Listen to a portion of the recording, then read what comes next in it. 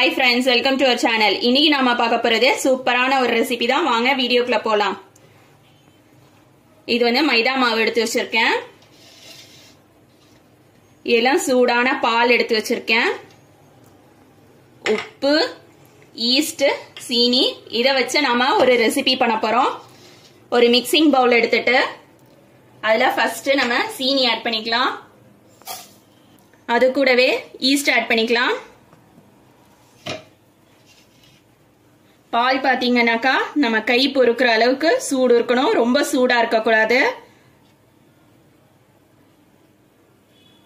லேசா அந்த சூடு வந்து நம்ம கையில படணும், அந்த அளவுக்கு இருந்தா போதும். இப்போ இதுல ஆட் பண்ணிக்கலாம்.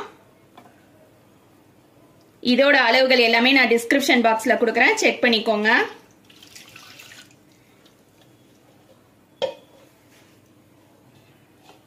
நல்லா மிக்ஸ் பண்ணிக்கலாம்.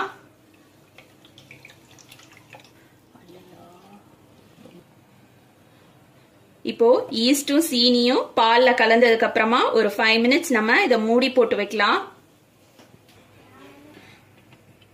இப்போ 5 மினிட்ஸ் ஆயிடுச்சு. நம்மளோட ஈஸ்ட் வந்து நல்லா நொர கட்டி வந்துருச்சு பாருங்க. இப்போ இத ஒரு தடவை நல்லா கலந்துக்கலாம். இதுல மைதா சேர்த்துக்கலாம்.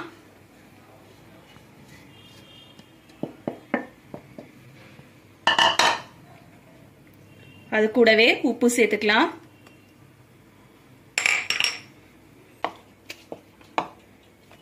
மாவு இந்த மாதிரி பிசைஞ்சிட்டு, மாவு கொஞ்சம் தண்ணியா தான் இருக்கணும். இத வந்து நம்ம கிச்சன்ல ஒரு ஷீட் விரிச்சுக்கலாம். நான் வந்து சிலிகான் ஷீட் விரிச்சிருக்கேன். இதுல கொஞ்சமா மைதா தூவிட்டு இத போட்டுக்கலாம். போட்டுட்டு கையாலேயே ஒரு 10 நிமிஷத்துக்கு நல்லா பிசையணும்.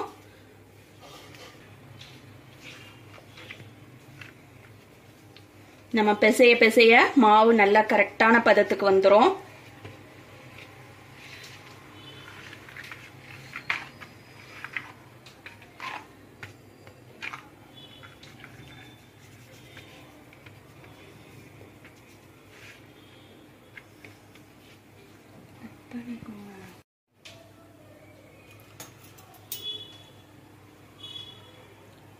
இப்ப பாருங்க, மாவு வந்து இந்த அளவுக்கு பிசைஞ்சாச்சு. பிசைஞ்சதுல எண்ணெய் ஊத்திக்கலாம். எண்ணெய் வந்து சன்ஃபிளவர் ஆயிலா இருக்கணும். எந்த வாசனை இல்லாத எண்ணெயா எடுத்துக்கோங்க. எண்ணெய் ஊத்தினதுக்கு அப்புறமா நல்லா பிசையணும்.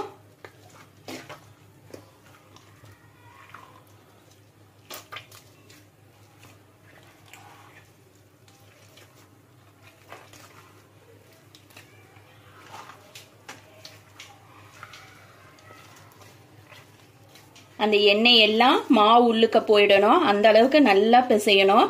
பிசைஞ்சிட்டு நான் காட்டுறேன். இப்ப பாத்தீங்கன்னா மாவு நல்லா பிசைஞ்சாச்சு. உங்ககிட்ட எக் பீட்டர் இருக்கு அப்படின்னாக்கா, இது வந்து நம்ம வந்து கேக்குக்கு முட்டை அடிக்கிறது, வெண்ணெய் அடிக்கிறது, அதே மாதிரி விப்பிங் கிரீம் அடிக்கிறது எல்லாத்துக்கும் யூஸ் பண்ணுவோம். அதே பீட்டர்ல இந்த மாதிரி 2 கொடுத்துருப்பாங்க. இது எதுக்காக அப்படின்னாக்கா, இந்த மாதிரி பிரெட்டுக்கு, பன்னுக்கு நம்ம வந்து மாவு பிசையும்போது இதை வச்சு யூஸ் பண்ணோம்னாக்கா சூப்பரா வரும். மாவு நல்லா சாஃப்டா இருக்கும். இப்போ நம்ம பிசைஞ்ச மாவை மிக்சிங் பவுல்ல போட்டுக்கலாம். எக் பீட்டர்ல 1 2 3 இருக்கும். ஃபர்ஸ்ட்ல 1ல கொடுத்துட்டு நான் காட்டுறேன் பாருங்க.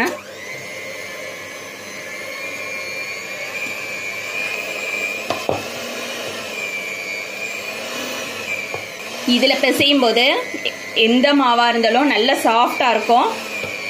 சப்பாத்திக்கு, பரோட்டாக்கு கூட இதுல நம்ம பிசையலாம். 3ல போடும்போது இந்த அளவுக்கு வேகமா சுத்தும்.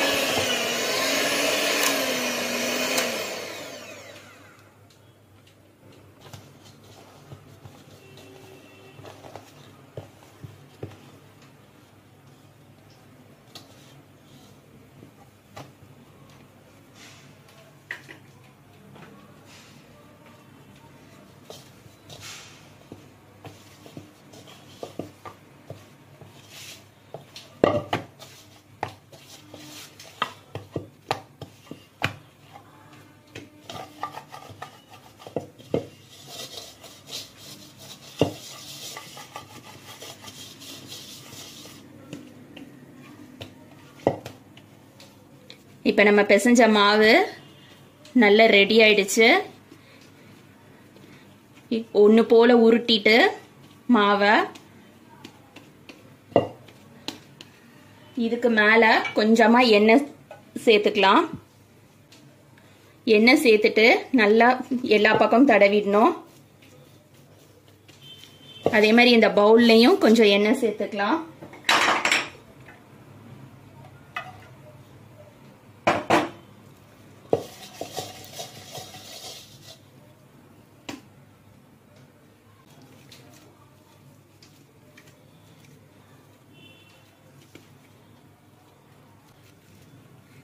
இந்த மாதிரி ரெடி பண்ணிட்டு நம்ம பிசைஞ்ச அதே மாவு பாத்திரத்திலேயே எண்ணெய் தடவிட்டு இந்த மாதிரி பவுல்ல வச்சுட்டு ஒரு துணியை போட்டு மூடிடலாம்.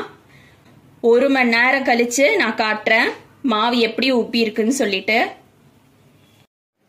இப்ப 1 மணி நேரம் ஆயிடுச்சு. நம்மளோட மாவு எப்படி இருக்குன்னு பார்க்கலாம். மாவு பாருங்க நல்லா உப்பி போயிருக்கு. இப்ப இதை எடுத்துடலாம்.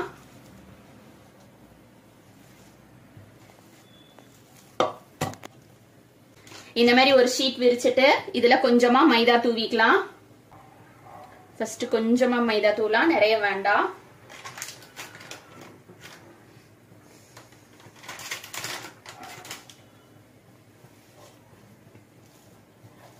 இப்போ இந்த மாவை எடுத்து இதுல வச்சிடலாம்.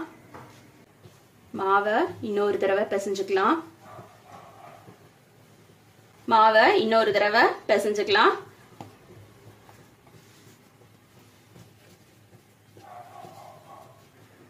இந்த மாதிரி நல்லா ஃபோல்ட் பண்ணிட்டு லேசா மாவு தூவிட்டு ஃபோல்ட் பண்ண மாவை தூக்கி இதுல வச்சு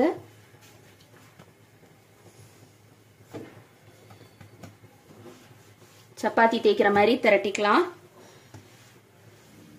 திரும்பவும் லேசா மாவு தூவிக்கலாம்.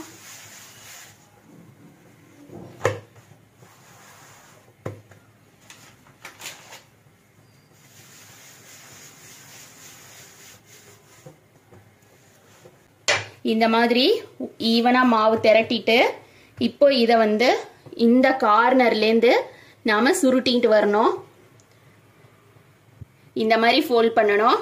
ஃபோல்ட் பண்ணும்போது நல்லா டைட்டா ஃபோல்ட் பண்ணணும். இந்த கார்னரை அப்பப்போ நம்ம இந்த இடத்த க்ளோஸ் பண்ணிட்டே தான் வரணும்.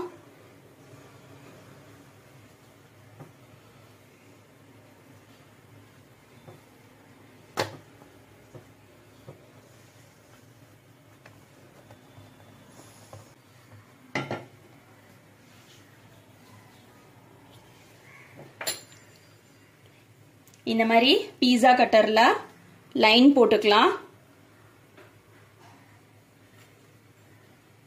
கட் பண்ணும்போது பாத்தீங்கன்னா இந்த மாதிரி கட் பண்ணணும்.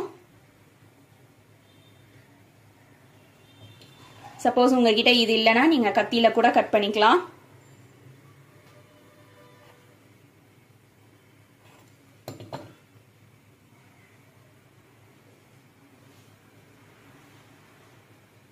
இதே மாதிரி ஃபுல்லா கட் பண்ணிக்கிறேன்.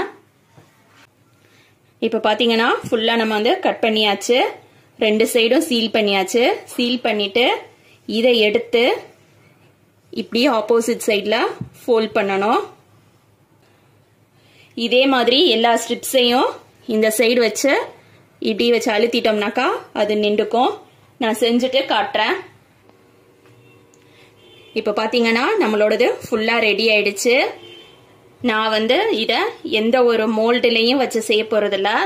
இந்த மாதிரி அவனுக்குன்னு சொல்லி ட்ரே இருக்கும். அவன் ட்ரேல பட்டர் பேப்பர் போட்டிருக்கேன். பட்டர் பேப்பர் போட்டு கொஞ்சமா எண்ணெய் தடவிட்டு மைதா டஸ்ட் பண்ணி வச்சிருக்கேன். அதுல தூக்கி நம்மளோட இந்த பிரெட் மாவை வச்சிடலாம். இந்த மாதிரி வச்சுட்டு 1/2 an hour வந்து ஒரு துணி போட்டு மூடி வைக்கணும். மூடி வச்சுட்டு நான் காட்டுறேன். இந்த மாதிரி வச்சதுக்கு அப்புறமா ஒரு துணி போட்டு 1/2 an hour வந்து அதுக்கு ரெஸ்ட் கொடுக்கணும். அதுக்கப்புறமா எடுத்து காட்டுறேன்.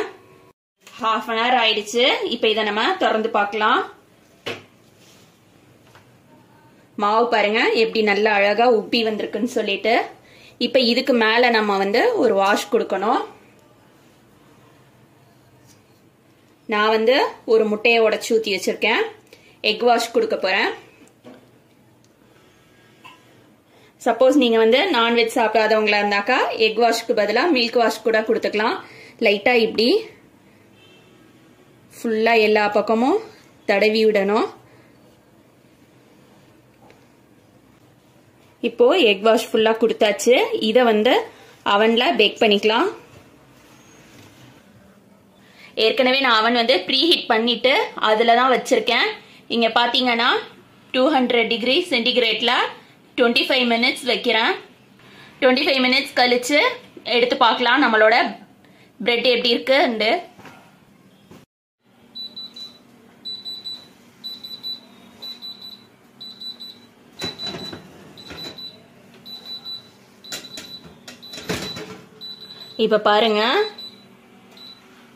இப்ப பாருங்க நம்மளோட பிரெட் வந்து ரெடி ஆயிடுச்சு.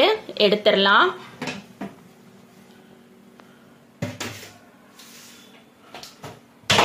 பிரெட் பாத்தீங்கன்னா சூடா இருக்கு. கொஞ்சம் ஆறட்டும். இப்பவே பாருங்க நல்லா சாஃப்டா இருக்கு. சூடா இருக்கும்போதே கொஞ்சம் ஆறட்டும். ஆறுனதுக்கு அப்புறம் நான் எடுத்து காட்டுறேன். நான் இதை வந்து உங்களுக்கு கட் பண்ணி காட்டுறேன்.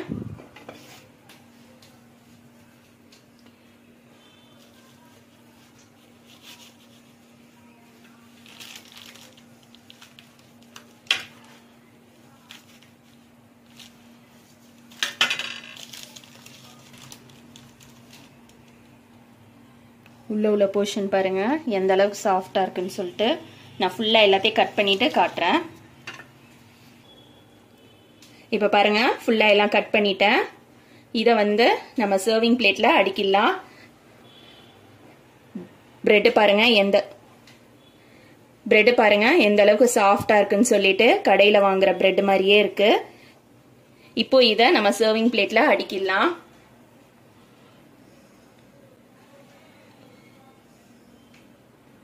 இப்ப பாருங்க நம்மளோட பிரெட் ரெடி ஆயிடுச்சு. எடுத்து காட்டுறேன் ஒரு பீஸ்.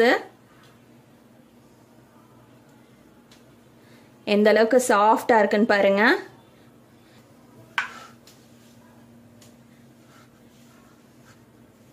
இதே மாதிரி நீங்களும் உங்க வீட்ல செஞ்சு பாருங்க. தேங்க்ஸ் ஃபார் வாட்சிங்.